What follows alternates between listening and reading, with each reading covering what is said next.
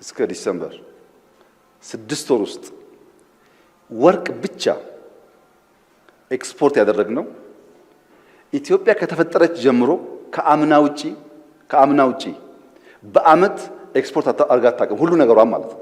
አጠቃላይ ኤክስፖርት ተደምሮ የኢትዮጵያ ጉድስ ኤክስፖርት ተደምሮ የዚህን አመት 6 ወር ኤክስፖርት አያክልም።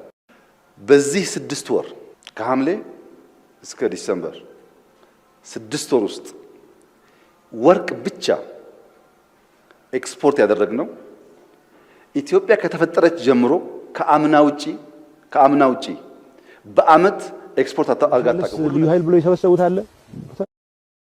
ትግራይን አዳክማል፣ ከነሱ ጋር ሆኖ አማራ ይዳከማል፣ ኤርትራ ይዳከማል። ከዛ በአዲስ ጉልበት እንደ ሽመልስ ልዩ ኃይል ብሎ ይሰበሰቡት አለ። እሱን ደግሞ ይዞ ታንክ ያንጋጋ አስመራ ይገባል። ቀይ ባህር ድንበራቸው ነው ይላል። ከዛ የኢትዮጵያን ታላቅነት የመለሰ ተብሎ በአማርኛ ይዘፈንለታል። በርካታ እንደዚህ አይነት ሰው ገለህ መጨረሻ ይዘፈንልሃል። ግን ደግሞ ዘፈን አለ። የማን ቤት ጠፍቶ የማን ሊበጅ የሚል ዘፈን አለ። የአማርኛ ዘፈን አደረ እንዲህ ይናገራል። የ5ኛ አንደኛ ብርጌድ ካሜራማን ነኝ። ያው ስሜ ስጦታው አለማየሁ ይባላል። ያው በማህበረ ዴጎ ላይ የተፈጸመው ድርጊት በሰዓቱ በቦታው እኛ ነበር። የ5ኛ አንደኛ ብርጌድም እንደ አጠቃላይ እንደ 25ኛ እዛ ነበር። ያ ድርጊት የተፈጸመው በ25ኛ ክፍለ ጦር ነው። በሰዓቱ ክፍለ ጦር አዛዥ የነበረው ኮሎኔል ሶፊያን ይባላል።